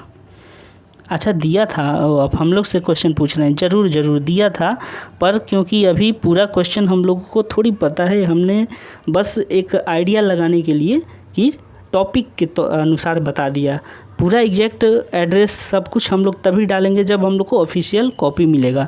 तो ये बस ध्यान रखिएगा कि ऐसे ही लिखा गया है टॉपिक समझने के लिए, पूरा ये एग्जैक्ट क्वेश्चन नहीं है, दिया था, सब कुछ दिया था। ओके, चलिए, राहुल पंडित ने लिखा है सर हवलदार का अपडेट देते रहिए, किसे यहाँ करना है, अब आ गया उसके लिए एडमिट प्लीज। अच्छा, एडमिट कार्ड आपका कहाँ आएगा, ध्यान रखिएगा। आप लोग हवलदार की अगर सोच रहे हैं तो मेल अपना चेक करते रहिएगा। ईमेल में आपका एडमिट कार्ड या फिर जो भी इन्फॉर्मेशन है अपडेट, वो आपको ईमेल में आएगा। हम लोगों के पास देखिए जानकारी इसलिए नहीं है अभी क्योंकि ऑफिशियल वेबसाइट पे कुछ भी दे नहीं रहा है। और CBIC का जो वेबसाइट है, जिसमें कि SSC ने कहा था CBIC का वेबसाइट, इस पर भी हम लोग लगातार विजिट कर रहे हैं, लेकिन कुछ खबर यहाँ से भी नहीं मिल पा रही है। तो इसलिए अब एक ही रास्ता है आप लोग के पास कि आप लोग अपना ईमेल चेक करते रहें। ओके, चलिए आते हैं साधु यादव। इन्होंने क्या लिखा है, क्वेश्चन सॉल्यूशन करवा दीजिए, पूरा पता चल जाएगा सबको। क्वेश्चन का सॉल्यूशन अभी तो नहीं हो पाएगा, लेकिन एग्ज़ाम जैसे ही नज़दीक आता है Tier 2 का तो ज़रूर करवा दिया जाएगा, थोड़ा सा आपको वेट करना होगा। चलिए अगला देखते हैं, किरण सिवाच, ठीक है, किरण सिवाच ने लिखा है कि अगर टॉपिक से अलग 2 लाइन लिख दी हो तो UFM बनेगा या फिर मार्क्स कटेंगे? मार्क्स ही कटेंगे, UFM नहीं लगेगा अगर आपने कुछ इमेजिनरी या रियल वाला नहीं लिखा है तो, ठीक है। टॉपिक से हट के लिखे हैं तो थोड़ा मार्क्स कटेगा, लेकिन आपके UFM नहीं लगता है। चलिए अगला है श्रीकांत कुमार का, बाकी सब सही है। अच्छा, बाकी सब सही है, बहुत बहुत धन्यवाद।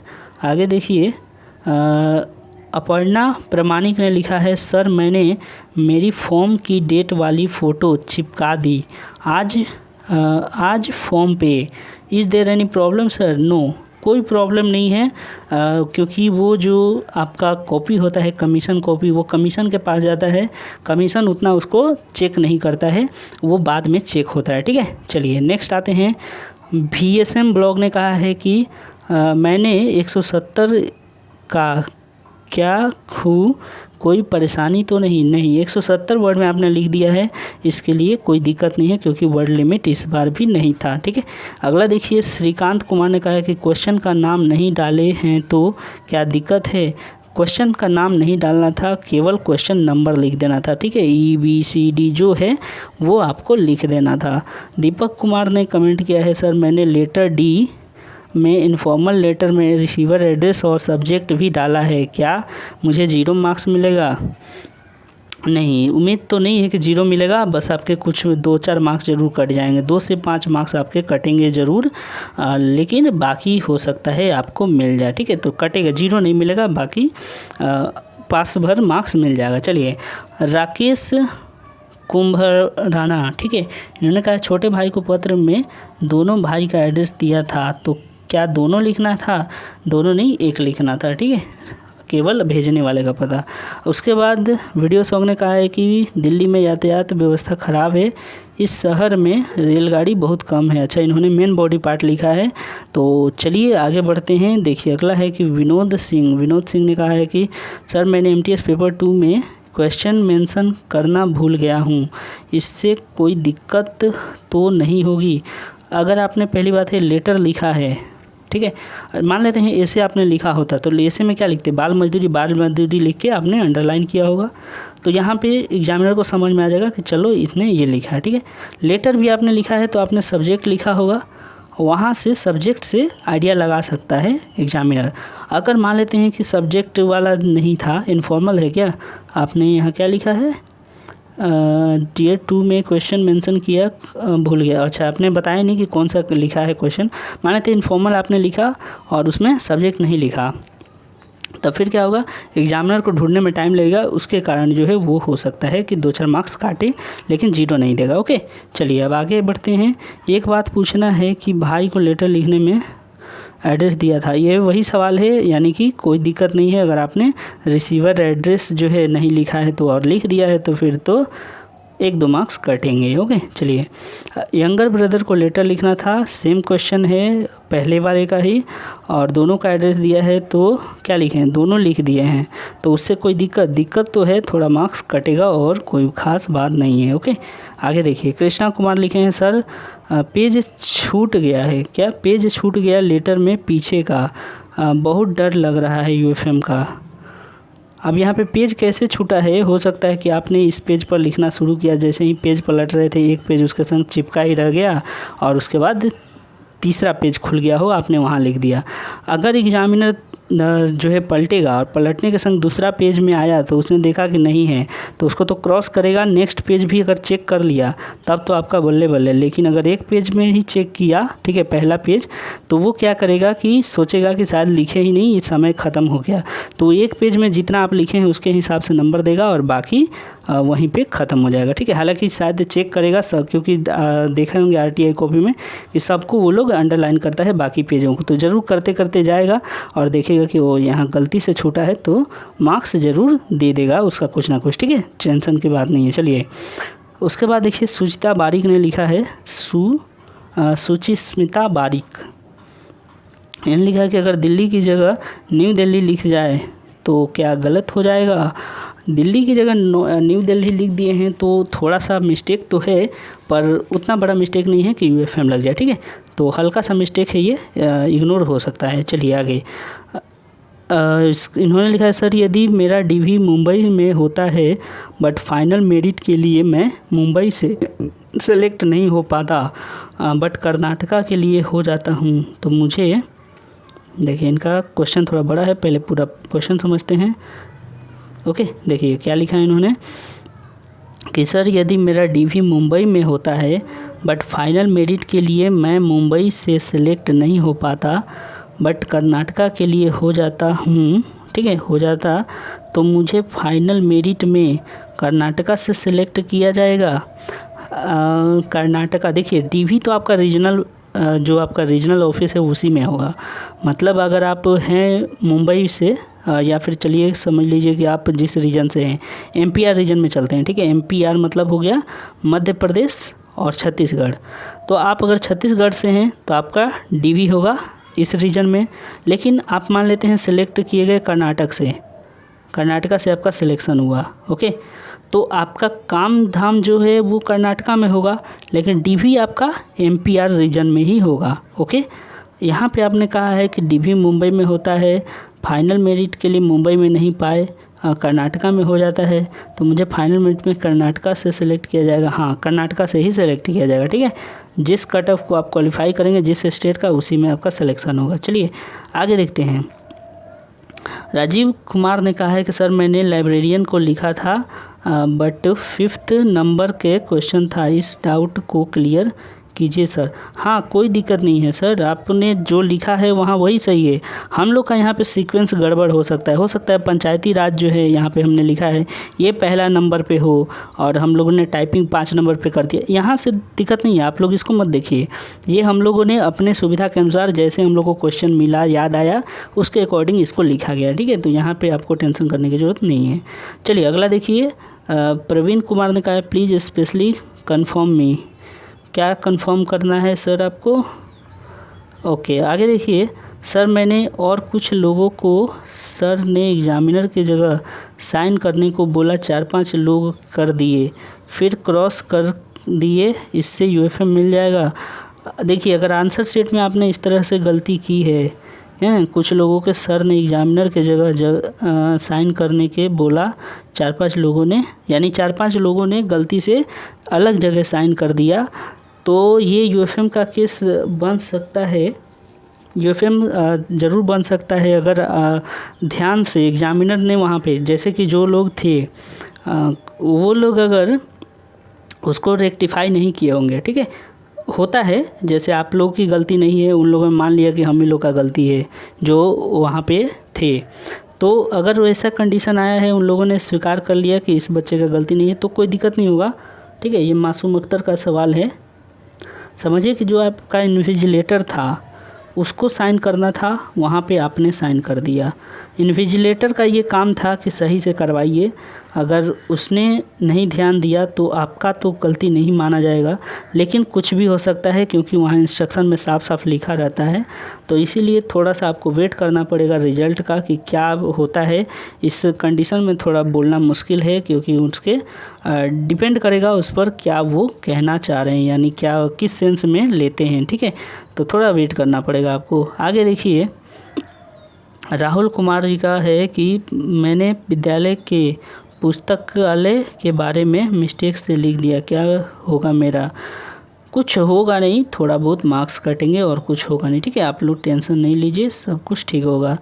यहाँ पे यूट्यूब स्टडी मित्र ने कहा है कि सेक्टर 15 रोहिणी नगर, अच्छा पूरा इन्होंने यही लिख दिया, लेटर ही लिख दिया, तो चेक तो थोड़ा सा मुश्किल होगा कर पाना क्योंकि ऑलरेडी वीडियो लंबा हो चुका है, माफ़ कीजिएगा। कुछ छोटा मोटा क्वेरी है तो ज़रूर भेज दीजिएगा, आपका देख लिया जाएगा। ठीक है, आगे देखिए, अनुज कुमार ने कहा है कि एसएससी बालक को ग्रुप में अनब्लॉक कर दीजिए। ठीक है, अनब्लॉक कर दिया जाएगा, लेकिन आप लोग ग्रुप में थोड़ा हलचल ज़्यादा ना करें। हलचल मतलब कि इधर उधर की बातें ना लिखें, अच्छा कमेंट करें, कोई दिक्कत नहीं। ठीक है, अगला देखिए, दीपक मॉनिटर ने कहा है कि सर हम पुस्तकालय वाले में हम लिखे हैं कि हिंदी पुस्तक निर्गत करा हूँ, क्या इससे यूफेम लगेगा? नहीं, यूफेम नहीं लगेगा। हिंदी इतिहास की किताब ये सब आपने लिखा है तो यूफेम नहीं लगना चाहिए, मेरा यही मानना है कि नहीं लगना चाहिए और शायद नहीं लगेगा। ठीक है, चलिए अब आते हैं, देखिए ड्रीम बॉय का आप सुनील हैं जो 1 2 इस तरीके से दिया था भाई को पत्र। ओ अच्छा, तो हमने रिसीवर का एड्रेस डाल दिया है, कोई दिक्कत नहीं है, डाल दिया है तो थोड़ा सा मार्क्स कटेगा। ओके, अगला देखिए, ऑनलाइन स्टडी अर्जुन कहा है कि सेवा में श्रीमान मुख्यमंत्री महोदय लिख दिए हैं, जबकि सभी जगह श्रीमान के जगह माननीय लिखा रहता है। तो श्रीमान तो हाँ सही है, श्रीमान तो नहीं लिखना चाहिए, माननीय ही लिखना चाहिए और लिखा जाता है। तो कोई बात नहीं, आपके कुछ मार्क्स कटेंगे, इसके लिए यूएफएम नहीं मिलेगा, लेकिन थोड़ा सा ध्यान रखिएगा अगली बार से। आते हैं मयूर वर्मा का, चीफ मिनिस्टर को लेटर लिखना था, एड्रेस दिल्ली सरकार को भेजने हैं। ठीक है, तो फिर क्या हुआ? ऐसा था सेक्टर 6 उसके बाद रोहिणी दिल्ली, ये खुद का एड्रेस दिया था पूरा क्वेश्चन में। ओके, और उसके बाद 6 नवंबर 2022 चीफ मिनिस्टर, हाँ ये सही आपने किया है, ठीक लिखा है। उसके बाद सब्जेक्ट ठीक तो है, कोई दिक्कत नहीं है, आपने सही लिखा है। चलिए, मैंने दिल्ली के सीएम को लिखा था राजू बन के, अच्छी बात है, जब वही दिया था तो वही लिखना था। उसके बाद लास्ट कमेंट है परेश कुंभराना, छोटे भाई को पत्र में दोनों भाई का एड्रेस दिया था, तो क्या दोनों लिखना था? नहीं, दोनों नहीं, केवल एक लिखना था सेंडर का। तो दोस्तों ये सारे क्वेश्चन थे आप लोगों के और डाउट को काफ़ी क्लियर करने का कोशिश किया गया है इस बार। तो आप लोगों को क्या समझ में आया, कैसा लगा, आप लोग ज़रूर अपना फीडबैक दीजिएगा। अब उम्मीद है कि सारे डाउट आपके ख़त्म हो चुके होंगे। अब आप लोग आगे आने वाले एग्ज़ाम की तैयारी कीजिए और रिजल्ट का इंतज़ार करिए। बाकी किसी अपडेट के लिए बने रहें चैनल के संग। Thank you.